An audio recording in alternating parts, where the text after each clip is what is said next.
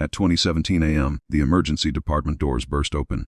A Navy ambulance had arrived carrying 23-year-old Claire Mercer, daughter of Rear Admiral Daniel Mercer, a legendary SEAL commander. Claire had been pulled from a helicopter that crashed during a classified maritime exercise. She had been underwater for nearly 11 minutes. Paramedics found no pulse. Inside Trauma Room 3, doctors fought for her life while Daniel watched through the glass. Charge to 200. Clear. Claire's body jumped. Nothing again. Nothing. Her oxygen level was unrateable. Her pupils were fixed. Her skin was gray. The monitor became a flat green line. The physician looked at the clock.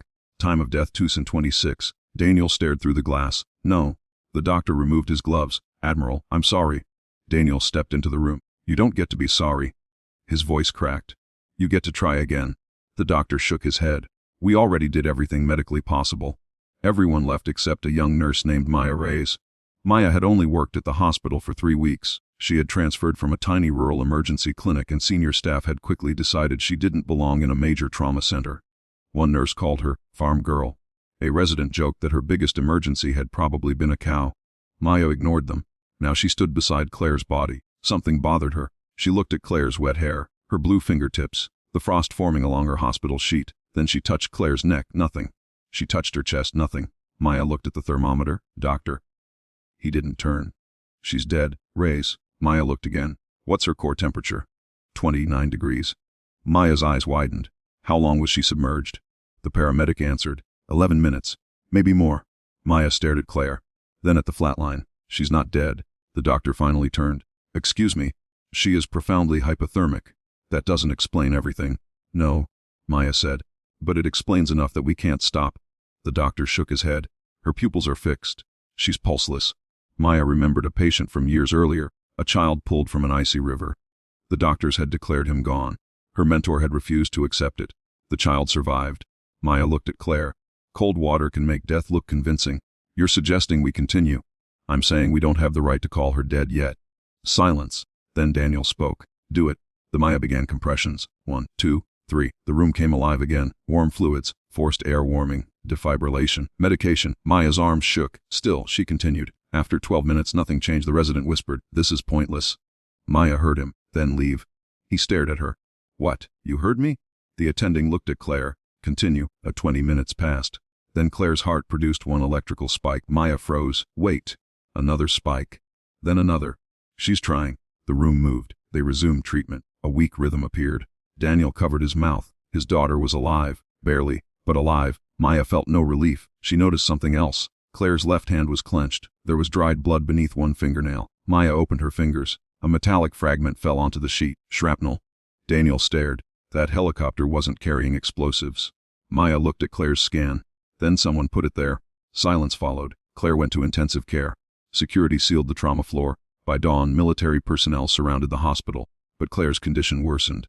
Her brain was swelling. Doctors warned Daniel she might never wake. At 40:41 a.m., Maya sat beside Claire. Come on, she whispered. Claire's fingers moved. Maya leaned closer. Claire opened her eyes. They were terrified. Claire. Her lips barely moved. Blue room. Maya frowned. What blue room? Claire's eyes rolled upward. Her monitor screamed. Her heart stopped again. Maya called for help. The team revived her, but the words remained. Blue room. There was no blue room in the hospital. Or so everyone believed. Maya searched hospital records. She found it. An abandoned surgical recovery wing beneath the original building. Room B17, painted blue, sealed 12 years earlier. Security broke the lock. Inside they found a hidden transmitter, blood samples, medical equipment, and photographs of Claire. Dozens of them. Someone had been watching her. Then investigators discovered something worse. The transmitter was connected to a classified military contractor, and its access logs showed Admiral Mercer's credentials. Daniel went pale. I never authorized this. A security officer answered. Someone used your identity. Daniel looked at Maya. Why Claire? Before Maya could answer, Claire's medical file disappeared from the ICU. Someone inside the hospital was helping them. Maya realized the truth. The threat was already inside. She locked Claire's room and called security. Minutes later, a doctor entered carrying medication. Maya blocked the door. What's that? Sedative. Why? Her brain pressure is rising. Maya checked the label. Wrong concentration. Don't give it to her. The doctor's face changed. He pulled a syringe from his pocket. Maya stepped backward. Security. The man lunged. Maya slammed the emergency button. 2 guards rushed in. The doctor was arrested.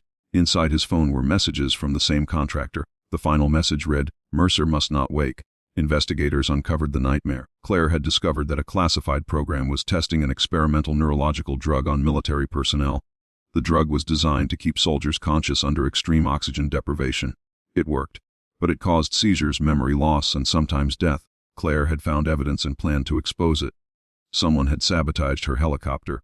The drug in her bloodstream had nearly killed her, and the only reason she survived the crash was the same chemical that should have killed her. Maya had recognized the pattern because her mentor had once taught her how hypothermia could hide signs of life. That lesson had saved Claire. Months later, Claire walked into the hospital on her own. Daniel stood beside her. He looked older, changed. He approached Maya. "I've spent 30 years believing heroes wear uniforms." Maya smiled. "Sometimes they wear scrubs."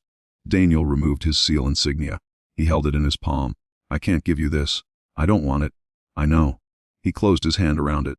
"But I'll spend the rest of my life making sure people know your name." Claire hugged Maya.